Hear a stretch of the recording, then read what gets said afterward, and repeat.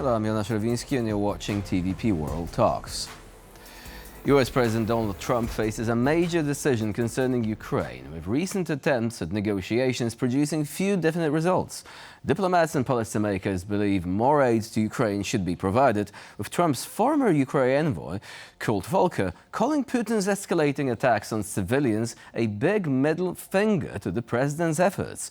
So is Donald Trump likely to finally acknowledge Putin's lack of good faith and begin exerting pressure on Moscow? Joining us here today is Wojciech Cegielski, foreign correspondent at the Polish radio. Hello and welcome to TVP World. Thank you for joining, for inviting me. So it is not just former diplomats. Trump's favorite newspaper, the New York Post, has published a number of articles, the most recent one saying that Ukraine needs to receive military aid, there needs to be pressure exerted on Russia, ending the article with a simple call: don't walk away. Do you think Trump is going to heed this call? Yes, he's going to hear that. The question is what he would do with that knowledge.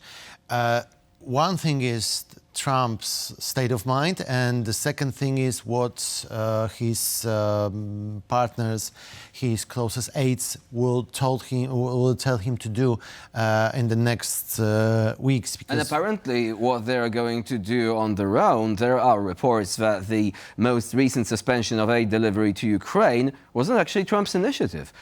What else do we know about this? Because this is interesting. Right? There was, I guess it was NBC's information that it was Pete Hegseth, U.S. Defense Secretary, who personally withdraw from delivering the next tranches of military aid to Ukraine, the Patriot missiles, basically.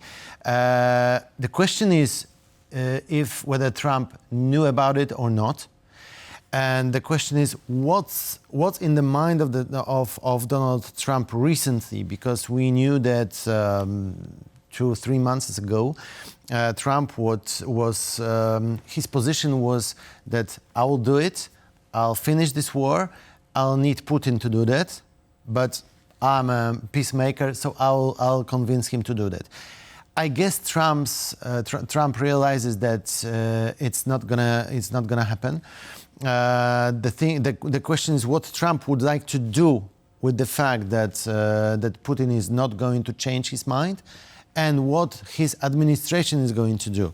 We know that there was some kind of narrative and some kind of tactic to get friends with Russia for the administration, to get them out of the Chinese influence. Like a reverse Nixon, essentially. Yeah, exactly. But it seems like this tactic is not going to work because China needs Russia and Russia needs China. In the world when Russia is not going to, not able to sell, at least directly, resources to Europe and to other parts of the world, China is the place when Russia is going to make money, which Russia badly needed. Not only that, also NATO Secretary General has recently said that he believes that actually China could be pushing Russia towards starting some sort of conflict against NATO. If China wants to move against Taiwan, this would be the perfect diversion, so that, suggesting these countries are acting in tandem. And this, by the way, was also reported by the New York Post recently. Again, a newspaper apparently which Trump reads every day. Do you think we're coming to a moment when this realization is finally going to arrive that, no, Russia is not a reliable negotiating partner? But that doesn't mean that Trump will turn out to Ukraine as his favorite one in this conflict. Of course, right now, the fate of Ukraine depends on the relationship between Putin and Trump. If the relationship will get better, Ukraine has lost the war. It's not getting better recently. It's not getting better. Of course, we knew from the last couple of months and from previous Trump term in the White House that it's kind of a roller coaster.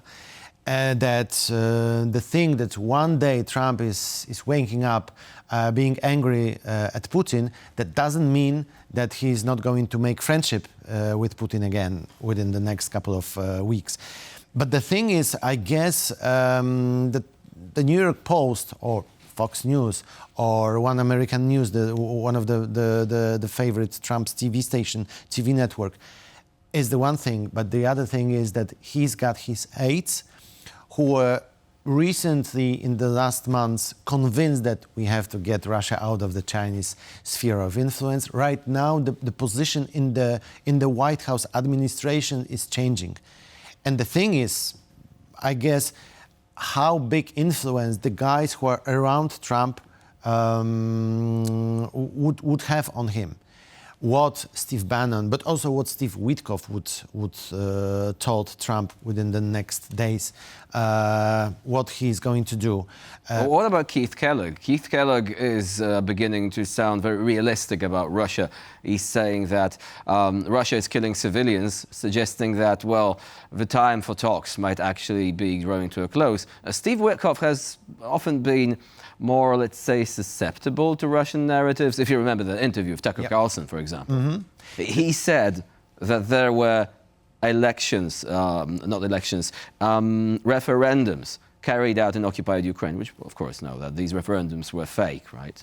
Not legitimate. The problem is not fair. General Kellogg is not in the closest sphere of influence on Trump. General Kellogg has sounded realistically, very realistically, for a couple of times recently. But the thing is, he is not his closest aide in terms of what Trump thinks. And I guess Steve Witkoff would be much more influential on Trump. But also Steve Bannon, mentioned by me recently, is also much more influential on Trump. We don't know what Steve Bannon thinks about it. I guess Steve Bannon is not very interested also in an international sphere, rather on the American soil. So rather on, for example, one big beautiful bill, rather than Ukraine. But again, this is a kind of chess. Who is going to be closest one to the Trump's ear, and for how long he or she is able to be at his ear? Is it good or bad news for Ukraine? We don't know. We don't know. Right now, there are a couple of bad news for Ukraine. One is the Russian offensive in terms of the attack which was carried out on Friday, the biggest drone attack in the history of this war. But also, as you've recently mentioning the today's attack. Suspension of arms deliveries. Yes, Russia has advantages right now on the field, also in Donbass.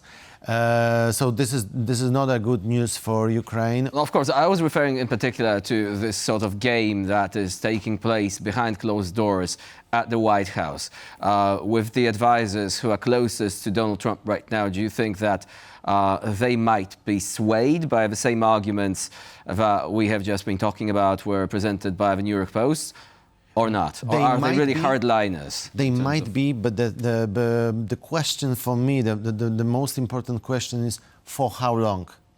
I don't see any kind of shift that it would go to, that it would last for another weeks.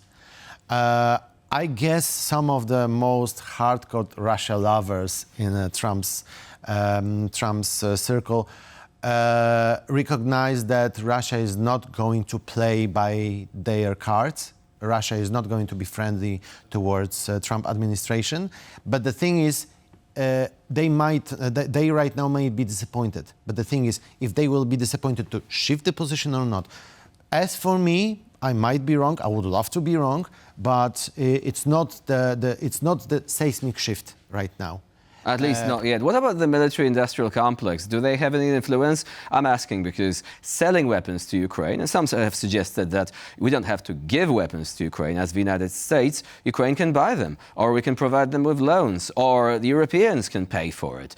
That would play into the hands of American arms manufacturers, wouldn't it? Well, it might also depend on what will be the outcome of today's visit of Israeli Prime Minister Benjamin Netanyahu to US. Because right now, US is very actively supporting Israel. The conflict with Iran is right now in the face of,